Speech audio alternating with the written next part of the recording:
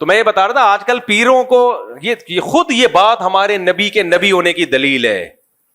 خود یہ بات نبی کے نبی ہونے کی دلیل ہے. دیکھو جو سچا ہوتا ہے اس کا دعویٰ کلیئر ہوتا ہے, جو جھوٹا ہوتا ہے وہ روزانہ پینترے بدلتا ہے. مرزا غلام احمد قادیانی کے دعوے آپ اس کی کتابوں سے اٹھا کے دیکھو, روز چینج ہوتے تھے. کبھی کہتا تھا میں ذلی نبی ہوں, کبھی کہتا تھا میں سچی مچی کا اوریجنل نبی ہوں, کبھی کہتا تھا میں وہی مسیح موعود ہوں جو عیسیٰ علیہ السلام نے آنا تھا وہ میں ہی ہوں, کبھی کہتا تھا میں امام مہدی ہوں. کسی ایک بات پہ ٹکا نہیں ہے وہ, کیونکہ جھوٹے آدمی کو فیور چاہیے جس طرح جو بن پڑے. دیکھو منکرین حدیث جو پرویزی فرقہ ہے نا, مفتی رشید احمد صاحب نے ان پر ایک کتاب لکھی ہے. اس میں یہ جو پرویز تھا نا, جو جس نے حدیث کا انکار کیا ہے, ایک جگہ اس نے دعویٰ کیا کہ حدیث سرے سے حجت ہی نہیں ہے. دوسری کتاب میں حضرت نے اس کا قول نقل کیا ہے, دعویٰ کیا کہ حدیث حجت تو ہے لیکن جن ذرائع سے ہم تک پہنچی وہ قابل اعتماد نہیں ہے. تیسری جگہ اس نے دعویٰ کیا کہ حدیث حجت تو ہے اور قابل اعتماد بھی ہے لیکن صرف صحابہ کے لیے. حضرت نے فرمایا یہ ایک ہی آدمی, ایک تنظیم کے مختلف آدمی نہیں ہے, ایک ہی آدمی کے تین متضاد دعوے ہیں.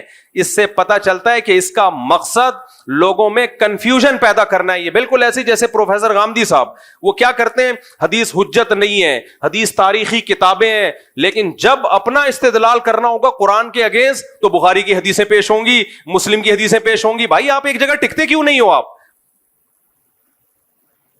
جب آپ کو فیور چاہیے تو بخاری بھی آ رہی ہے, مسلم بھی آ رہی ہے, اور جب آپ کو فیور نہیں چاہیے تو یہ تو تاریخی کتابیں, ان کی کوئی حیثیت نہیں ہے. بخاری مسلم میں ہے نا آف اللحا, داڑھی بڑھاؤ, رکھنے کا نہیں ہے بڑھانے کا ہے. غامدی صاحب نے کہا بڑھانا ضروری نہیں ہے. صحیح مسلم, بخاری مسلم میں عیسیٰ ابن مریم آسمانوں پہ ہیں. لَيُوشِكَنَّ أَن يَنزِلَ فِيكُمُ ابْنُ مَرْيَمَ حَكَمًا وَعَدْلًا. پورے عربی الفاظ پڑھ کے سنا رہا ہوں میں. ضرور بھی ضرور تم پر عیسیٰ ابن مریم آسمان سے نازل ہوں گے. بخاری میں بھی ہے, مسلم میں بھی ہے, حدیث کی تمام کتابوں میں ہے. فَيَكْسِرُ الصَّلِيبَ, صلیب کو ختم کر دیں گے. وَيَقْتُلُ الْخِنزِيرَ, دنیا سے خنزیر کا خاتمہ کر دیں گے. وَيَضَعُ الْجِزْيَةَ, اور جہاد میں جزیے کو ختم کر دیں گے. اتنی واضح حدیث, لیکن جب جناب غامدی صاحب کے سامنے جاتی ہے کہتے ہیں حدیث تاریخی کتابیں ہیں. تو یہ بھائی ایک جگہ آپ ٹک نہیں رہے ہو. جب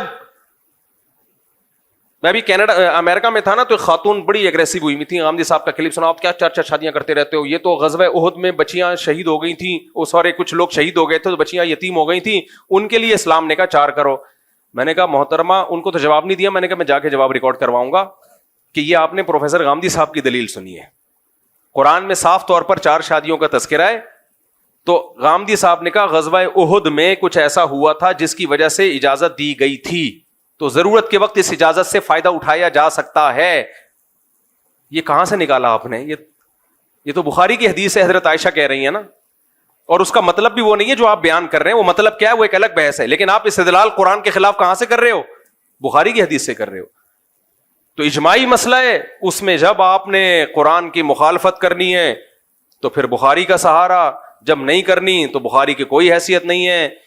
تو بھائی ایک جگہ نہیں, جو بھی اس ایک جگہ, ان کا مقصد کنفیوژن پیدا کرنا, ہر مسئلے میں کنفیوژن پیدا کر دینا.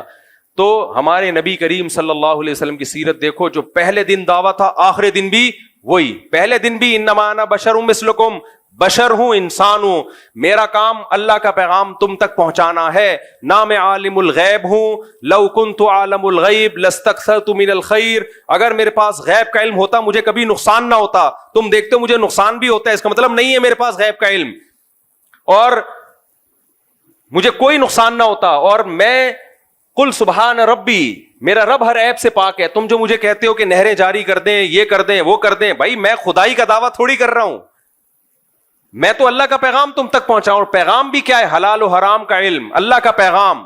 کھجوروں میں برکت, کھجوریں کیسے بڑھتی ہیں کم ہوتی ہیں, یہ میرا موضوع نہیں ہے, اس میں مجھ سے غلطی بھی ہو سکتی ہے. دیکھو بخاری کی حدیث ہے, خدا کی قسم یہ ایسی نبوت پر ایسی جاندار دلیلیں ہیں نا, یہ حدیثیں ایسی جاندار دلیلیں. جب بھی کوئی شخص جھوٹ بولتا ہے نا وہ اتنا کلیئر نہیں ہوتا, اتنا صاف نہیں ہوتا وہ. صحیح بخاری کی حدیث ہے, نبی کریم صلی اللہ علیہ وسلم فجر کی نماز پڑھانے کے لیے آئے, اقامت ہو چکی تھی. آپ نے کیا فرمایا؟ لوگ تو اس کو توہین سمجھیں گے لیکن یہ تعظیم نبی ہے, یہ تعظیم نبی ہے. آپ نے فرمایا یا ایھا الناس इन्नमा अना बशरुम मिस्लुकुम, ए लोगो मैं तुम्हारी तरह का इंसान हूं, अनसा कमा तनसौन, ऐसे भूलता हूं जैसे तुम भूल जाते हो। फिर आपने फरमाया मुझ पे गुसल फर्ज है और वो मैं गुसल करना भूल गया। फिर आप गए, गुसल करके आए और आपके बालों से पानी टपक रहा था और आपने नमाज पढ़ाई है। बेदाग सीरत इसी को कहा जाता है। आज जाहिल पीरों को देखो, शुभ सरकार को देखो, इन जाहिल पीरों को देखो, ये अपने बारे में, ये तो इनसे, और ये जितने इस टाइप के और बहुत सारे पीर हैं, कोई एक नहीं है, वो तो शुफ तो मशहूर हो गया। तसव्वुफ की लाइन में जो खराबियां हैं, पीर को पता नहीं क्या समझ रहे हैं, ना ये भूल सकता है, ना इससे गलती हो सकती है, ना ये गलत मशवरा दे सकता है, ना इसे ऊंघ आती है, ना इसे नींद आती है। वो गोहर शाही मरा था तो उन्होंने कहा मरा नहीं, ये गार में चला गया है, ना ये मरता है। पैगंबर के बारे में कुरान कह रहा है इन्नका मय्यितुन व इन्नहुम मय्यितून, है नबी आप पर भी मौत आएगी, इन पर भी मौत वाक़ई होगी। कुल्लु नफ्सिन ज़ाइक़तुल मौत, हर नफ्स ने मौत का जायका चखना है। कैसी बेदाग सीरत सय्यदुल अंबिया सल्लल्लाहु अलैहि वसल्लम की, तभी तो आपका दीन चला है और चलता रहेगा क़यामत तक। तो खैर मैं ये अर्ज कर रहा था कि ये जो इल्म है ना, खजूरों में कैसे बरकत होती है, इस इल्म, ये वो इल्म नहीं है जिसकी बेस पर इंसान को वो फजीलत मिलती है जिस पे वो फरिश्तों पे मकाम ले गया। हाँ, इसकी अपनी अलग से फजीलत है, क्योंकि अगर पता ही नहीं चलेगा पैदावार में इजाफा कैसे हो रहा है तो हम सब भूखे मर जाएंगे। लेकिन ये जो इंसान को, एक छोटी सी मिसाल दूं ना, मैं अक्सर वाकया सुनाता हूं। एक आदमी, एक मौलाना साहब थे, वो किश्ती में बैठे तो उन्होंने मल्लाह से पूछा कि तुमने दीन का इल्म हासिल किया? उन्होंने कहा नहीं। उन्होंने कहा कमबख्त, तूने आधी जिंदगी बर्बाद कर दी अपनी। आगे जब कश्ती डूबने लगी तो उन्होंने कहा मौलवी साहब आपको तैरना आता है? उन्होंने कहा नहीं। कहा तो पूरी बर्बाद कर दी आपने। समझ लो, तो उस इल्म की अहमियत का इंकार नहीं है। मेडिकल साइंस का इल्म भी जरूरी है, खजूरें कैसे ज्यादा पैदावार, ज़राअत का इल्म भी जरूरी है, लेकिन मेरे भाई जो फजीलत जिस बेस पे मिलेगी वो इल्म है जो पैगंबरों के पास होता है। और आजकल वो इल्म मार्केट से क्या हो रहा है, शार्ट। डॉक्टर इंजीनियर बनाने पे पूरा जोर लगाया हुआ है और हलाल और हराम का, तहारत तक के मसाइल नहीं आते। तबलीग वाले एक दफा गए तो उन्होंने कहा, यूनिवर्सिटी के तालिब साहब ने पूछा कि गुसल के कितने फर्ज हैं? उसने कहा 3 फर्ज हैं। ये बड़े खुश हुए कि चलो यार, कौन कौन से? कहने तौलिया, साबुन और बाल्टी।